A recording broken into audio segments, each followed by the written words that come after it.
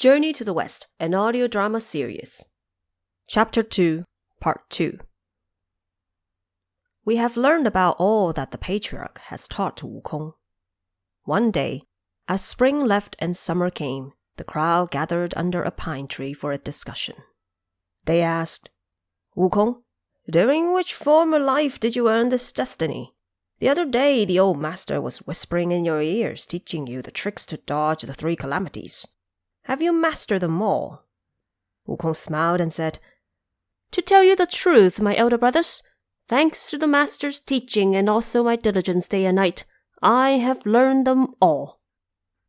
The crowd said, "It's a good time for you to perform a trick or two for us to see." This got Wukong's spirits aroused as he was about to show off his tricks. "Elder brothers, please give me a prompt. What do you want me to turn into?"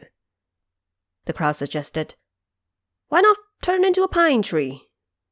Wukong made the right gesture, recited the spell, and with a shake of his body, turned into a pine tree. What a fine tree he became! Leaves lush and evergreen, trapping mist in between, elegant and strong, towards the cloud its form soared. Not like the fiendish monkey in the least, only branches that withstood snow and frost. The crowd saw it and started clapping, all bursting into laughter, saying, "Splendid monkey, splendid monkey." None of them knew that all this uproar had disturbed the patriarch, who hastily came out of the gate with his cane, asking, "Who is making a noise here?" The crowd heard his shout and hurriedly collected themselves. They tidied their clothes and moved forward just as Wukong returned to his original form and mixed into the crowd. They all said, "For your information, Reverend Master, it's just us having a discussion here. There are no outsiders making any noise." The patriarch said angrily, "Yelling and shouting like you just did is the most unbecoming of someone in cultivation. For people like you, once you open your mouth, your divine breaths escape you, and once you wag your tongue, controversies come into existence. How could you laugh and make noises here?" The crowd answered, "We dare not hide from you, Master. Just now, Sun Wukong was showing off his transformations for fun. We asked him to turn into a pine tree, and a pine tree he became. We were all just cheering and praising him. That's why our voices got loud enough to disturb you, Reverend Master. Please forgive us." The patriarch said, "All of you, leave now." Then he called, "Wukong, come over here. I'm asking you, what are you trying to exhibit? Why turn into a pine tree? This skill of yours is not to be showed off to others. If you saw someone else perform such a trick, wouldn't you beg for them to teach you?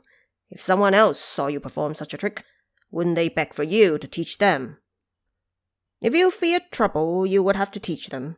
If you refused, they are certain to harm you, and your life would be in grave danger." Wukong kowtowed and begged, "Please forgive me, Master." The patriarch said, "I will not punish you, but you will have to go." Wukong heard this and tears fell from his eyes. "Master, where are you sending me?" The patriarch said, "Where were you from? Just return there." Suddenly, as if awakened, Wukong answered, "I came from the kingdom of Aolai of the eastern continent, a place called Water Curtain Cave on the mountain of flower and fruit." The patriarch said, "Go quickly now and your life can be spared. Staying here just won't do." Wukong accepted his punishment and said, "Reverend Master, to tell you the truth, I've left home for some 20 years now. Although I miss my children from the old days, I dare not go before I could repay you, Master, for your deep favors." The patriarch said, "Forget about the favor. As long as you don't start any trouble and drag me in, that would be enough." Wukong had no choice but bid farewell to his fellow disciples. The patriarch added, "After you leave, you're bound to create havoc. But no matter what disaster and violence you bring, you must not tell anyone that you are a disciple of mine. Even if you dare utter half a word, I will know of it, and I will rip your monkey skins and break your bones before banishing your soul to the depths of hell. There, no matter how many calamities you suffer, you can never leave." Wukong said, "I dare not mention your name, master. Not a word of it. I will just say I learned it on my own." He then thanked the patriarch and turned around. Performing the right-hand gesture, he threw himself upward with a pole and summoned the somersault cloud. Traveling straight back to the eastern continent took less than 1 shichen. Shichen is how ancient Chinese counted the hours of the day. There are 12 shichen in a day, which means each shichen is 2 hours long. Soon, the mountain of flower and fruit and the water curtain cave were in sight. The handsome Monkey King felt a surge of joy in his heart as he thought to himself, "Upon departure, my mortal bones and flesh were heavy. Once enlightened, lighter became my body. In this world, no one was willing to commit to a cause. But once you do commit, the hidden thaws. Waves were unforgiving when I crossed the seas. Returning today, the trip has been made in ease." Parting words still echoed in my ears. Who knew the eastern waters could already be seen? Wukong lowered his cloud and went straight into the mountain of flower and fruit. As he searched for his way, he heard cranes calling from beyond the skies, while the apes wailed with deep sorrow. He then yelled, "Children, I have returned." From behind the cliffs and rocks, under the bushes and trees, came thousands of monkeys, big and small. Surrounding the handsome Monkey King, they all kowtowed and cried, "Great King, how very carefree you were! Why were you gone for so long, leaving us all here longing desperately for your return? Recently we've been bullied by a monster who wants to occupy our residence in the water curtain cave. It was us who risked our lives to fight him. For a while that bastard has been taking our possessions and kidnapping many of our young ones. We had to stay awake day and night to guard our properties. Thank God the Great King has returned. If you were away for another year or so, both we and the cave would have belonged to someone else." Hearing this, Wukong went into a burning rage as he asked, "What kind of monster dare be this ill-mannered? Tell me all about it so I can seek vengeance from him." The monkeys kowtowed and answered, "For your information, Great King, that bastard calls himself the monstrous King of Chaos. He lives down north from here." Wukong then asked, "How far is it from here to his place?" The monkeys answered, "He came in clouds and left in mist. Sometimes there's wind and rain, and other times there is lightning and thunder. We have no idea how far that is." Wukong said, "If that's the case, you can stop worrying. Go play now, and let me find him." Splendid the Monkey King! Look at him pulling himself up in the air and somersaulting his way northward. There was a high mountain of the steepest kind, covered with novel plants. This was also where a rare beast walked. Such everlasting wonder was truly a mountain resting at the north of the 3 realms, and a dwelling named Water Organ Cave that nourished all 5 faces. The handsome Monkey King was silently enjoying the scenery when he heard people talking. Finding his way down the mountain, he came to see that right in front of a cliff was the Water Organ Cave. Outside the cave, a few imps were hopping about, but they ran away the moment they saw Wukong. Wukong then shouted, "Don't go just yet. I need to borrow the words from your mouth to deliver a message from my heart. I am the Lord of Water Curtain Cave in the Mountain of Flower and Fruit, straight south of here. That monstrous bastard of chaos of yours, or whatever he's called, has repeatedly bullied my children. I came here specifically to have it out with him." The imps heard this and raced into the cave to report. Great King, disaster! The monstrous king asked. What disaster? The imps answered. Outside the cave there is a monkey head who called himself the Lord of Water-Curtain Cave in the Mountain of Flower and Fruit. He said you repeatedly bully his children, so he came specifically to have it out with you. The monstrous king laughed and said, I'd often heard those wicked monkeys say they have a great king who left home for cultivation. I guess it's he who came this time. How is he dressed? What weapons does he have? The imps answered, He hasn't got a weapon, just a bald head dressed in red with a yellow sash and a pair of black boots on his feet. The style was neither religious or secular. He looked neither like a Taoist nor an immortal. Been yelling outside with empty hands now. The monstrous king heard this and said, Bring my armor and weapon. The imps immediately took them out. The monstrous king put on his armor, grabbed his knife, and came out of the gate with a group of imps before shouting, Where is the Lord of the Water-Curtain Cave? Wukong instantly opened his eyes wide and saw that the monstrous king was dressed in shining armor like a mighty general. His waist measured as wide as 10 wei, which was almost 3 meters in circumference, and he was 3 zhang, or almost 10 meters tall. His blade was sharp and bright, and this monster of chaos was unabashedly terrible. The Monkey King shouted, Insolent monster! You can't even see Elder Sun here with your enormous eyes. The monstrous king saw him and broke into laughter. You're barely as tall as 4 chi and not even 30 years old. 4 chi measures around 1.3 meters. The monstrous king continued, Without a weapon in your hands, how dare you have the audacity to have it out with me? Wukong retorted, You insolent monster don't have eyes after all. You think I'm small, but it isn't hard for me to grow big. You think I came empty-handed, but my fingers are hanging on the moon above you. Don't be afraid and have a taste of your elder son's fist. With a leap, he jumped forward and went straight for the face.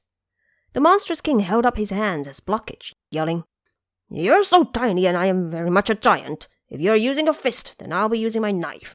But using a knife to kill someone like you is bound to be mocked at. Let me put down my knife and swing a few punches with you. Wukong said, Well said, good fellow. Come at me. The monstrous king stretched and postured himself for a fight as Wukong sneaked up for a head-to-head match. They threw punches and kicks, charging and hitting each other. Turned out, the long punches were powerful but useless, while the shorter hits made up for a sturdy barrier. The monstrous king suffered attacks on the ribs and the crouch as Wukong hit him with all his might. He managed to dodge and pick up his large steel knife before slashing down on Wukong's head. Wukong instantly withdrew and avoided the attack. Seeing the monster was getting violent, he then used a trick called body beyond body. He plucked a handful of hair and chewed it in his mouth before blowing it into the air, saying, Change! The hair immediately turned into several hundred small monkeys who surrounded them. In fact, once one obtains the immortal body, there is no limit to how their spirit can transform. Since the Monkey King has followed the way, all 84,000 individual hairs on him were capable of transformation in accordance with objects and his wishes. Those little monkeys had perfect eyesight and could jump. No knife could cut them, and no spear could hurt them. Look at them, rushing forward to climb all over the monstrous king, pulling, yanking, poking, and hitting. It wasn't until they became a huge pile of chaos when Wukong came to snatch the knife away. He separated the little monkeys and slashed down on the skull, cutting the monstrous king in two. He then led his crowd charge into the cave and cleaned up all the other monsters, big and small. Then, with a shake, all the hair returned back to his body. Those who couldn't be retrieved were little monkeys the monstrous king had kidnapped from the Water-Curtain Cave. Wukong asked, How did you end up here? The group of monkeys, numbering between 30 to 50, answered in tears. Since you, Great King, set off to become immortal, he's been messing with us for the past several years. He kidnapped all of us here, and can't you see those belongings are from our cave too? Those stone basins and bowls were taken here by that bastard. Wukong said, Since those are our belongings, you shall move them outside the cave. Afterwards, he started a fire and burned the whole water organ cave dry. He then told the crowd, Come home with me. The monkey said, Great King, when we came we could only hear wind blowing next to our ears as we floated to where we are now. We have no idea which is the way back. How could we go home now? Wukong said, That's just a trick he played. How hard could it be? If you teach me one thing, I could master 100. I could do it too. Now, all of you, close your eyes and don't be afraid. Splendid the Monkey King, reciting a spell to stir up a fierce wind. And when the clouds lowered to the ground, he said, Open your eyes, children. Stepping on solid ground, the monkeys recognized this was indeed home. They all rejoiced and ran towards the gate on the familiar path. The monkeys who stayed behind in the cave all entered with them. They lined up by ranking and age to pay homage to the Monkey King. Wine and fruits were arranged to celebrate his return. When asked about how he subdued the monster and saved his children, Wukong gave a detailed account of the whole thing. All the monkeys were full of praise. Where did you end up, Great King, to come across such great powers?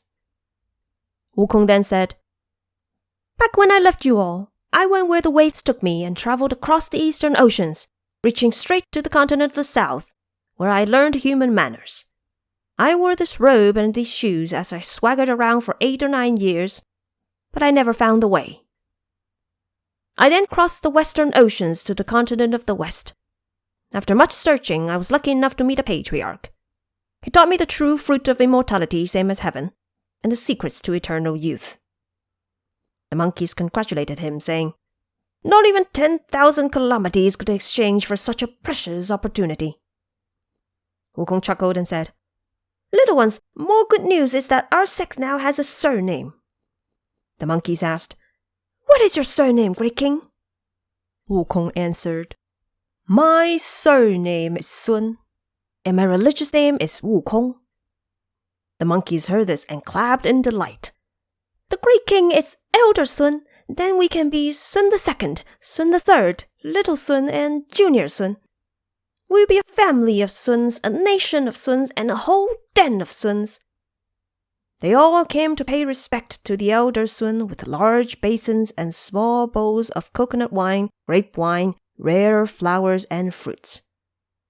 What a happy family in bliss! Oh my! With one single surname they have found their origin. What awaits now is for the name to be registered in heaven. We do not know what would come out of this and how life would be in this realm. Please wait until the next chapter.